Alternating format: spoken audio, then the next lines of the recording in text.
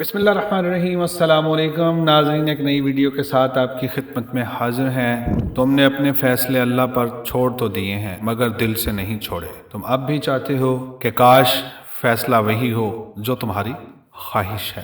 یہ کیسا اعتبار ہے بھلا؟ سمندر کے بیچ کھڑے شخص کو اس بات سے کیا غرض کشتی آر لگے یا پار؟ اسے تو بس یہ یقین ہونا چاہیے میں ڈوب بھی گیا تو یہ میرے لیے آر یا پار جانے سے بہتر ہوگا۔ یہی تو اعتبار کا امتحان ہے۔ اللہ جتنی محبت اپنے بندے سے کرتا ہے وہ آپ کے گمان سے بھی آگے ہے۔